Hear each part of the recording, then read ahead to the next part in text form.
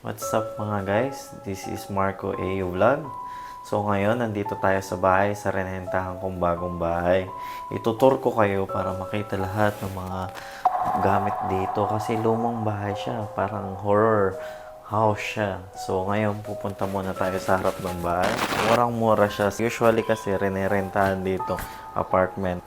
One bedroom lang or granny flat. So eto, napakamura siya sa isang bahay. Kaso, may mga kasama sa deal. Ito yung balcony namin. Ito. Tuwing alas 12 ako umuwi. Pag sumisilip ako sa labas ng bahay, pag galing ako doon, mapapasilip ako sa kanya. Akala ko may tao sa loob. Ayan, kung makikita nyo, madaming naka-display dyan. Kung makikita nyo dito sa baba, yan yung mga collection ng mga yung may-ari. Yan. So, mahilig mag-tour yung may-ari. Kaya may mga ganyan siya. Pero, ewan ko bakit umalis na sila. Sabi ng may-ari, namatay yata yung asawa niya. Then, kung makikita mo yung switch ng ilaw dito, hindi ganyan pa.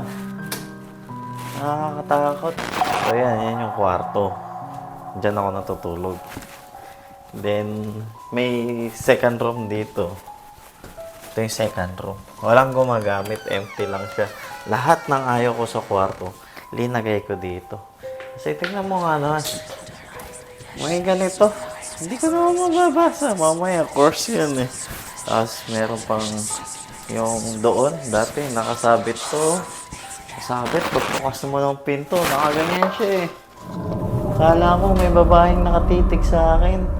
Tapos, pag madaling araw, may orasan pa ako natititigan ng ganyan. Sabi ko, nakakatakot. Eto, kwarto tati ito nung nangungupaan. May hagdan pataas. Ngayon, di pa ako nakakakyat sa taas eh. And yan, mga plato ng nanay mo, typewriter ng nanay mo noong panahon, telepono. Yan, collector talaga yung may-ari. Dito, kanya naman to, parang study room. May computer set siya. Ito yung lumang orasan. Yung lumang orasan. Ano mo yung scary movie? Yung tumutunog. Tumutunog siya tuwing ating gabi. Imagine ko tuloy tuwing gabi. Pag dadating ako galing sa trabaho, alas 12, tutunog siya. Tapos, tingnan mo, may salamin. Minsan, na-imagine ko may dumadaan dyan. May mga painting niya. Pansinin mo yung mga painting niya. Lumang-luma. Tapos dito, may gamit pa siya. Ayan. Ayan yung mga old picture. Nandito, meron yung picture doon. Nakakatakot eh. Hindi ko na ipapakita. And dito sa piano niya, alam mo yung sa yung Insidious? Meron silang ganito oh. Kung maipapakita mo sa Insidious yung ganito, yung gaganyan oh. Yung tutunog, yung nagtatawag. Yung anong sinasabi doon sa Insidious? A sound man, by not advancing himself, stays the further ahead of himself.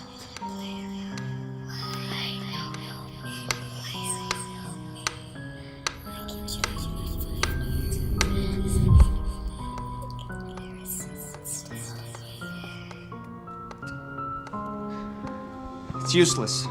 I have no idea what I'm doing.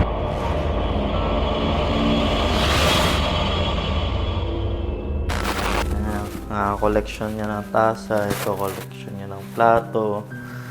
Ayan, mga figurine. Ayan, mga plato. Tapos dito, kitchen. Kitchen dito. So, yung gamit ko, tinaas ko na lang. Yung gamit niya, tinago ko na lang kasi mga luma. Tapos may ko na naman siya dito, terrace. Terrace ba tawag dito? Pwede ka magpahinga. Pero pag gabi, madilim na madilim dito. Then may CR siya doon, washing area. Tignan mo yung mga painting niya. Tinignan ko yung mga painting niya doon sa internet, saka yung mga display niya.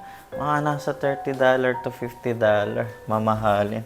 Tapos tignan mo yung kisame, oh. Talagang mamahalin. Pihira na dito sa Australia yung may ganyang design. Tapos tignan mo yung painting na to. Laki, lumang-luma na yan. Akit tayo. So, akit tayo.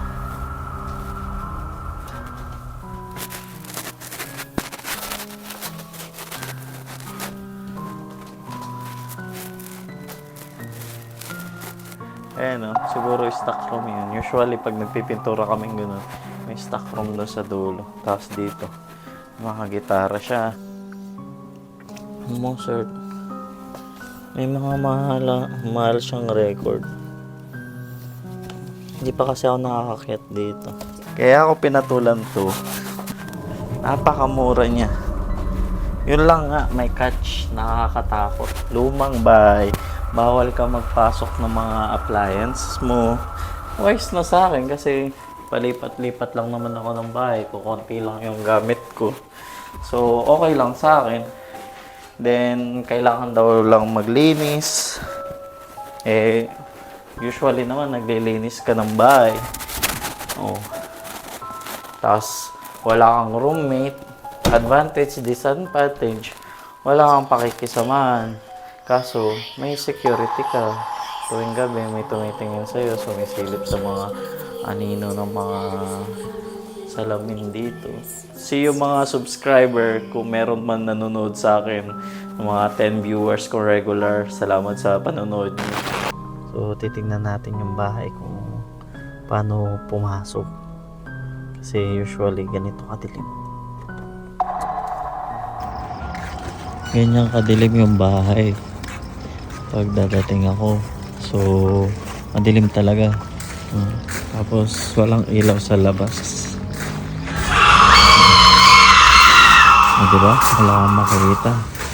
Pag bubuksan mo yung pinto, hindi mo makikita. Pag-open natin gano'n. Ganyan yung makikita. Tapos bubuksan mo gano'n. Shit. Diba? Madilim. Sa taas, wala kang nakikita. May sumisilip. Tapos dyan lang, madilim. Bubuksan mo ulit yung ilaw. Tapos nakita mo yung hawakan. Yan o. Yan yung hawakan. Parang kung mag-o-open ka ng kuwan ng ilaw. Mamaya biglang may umabot din ng ilaw.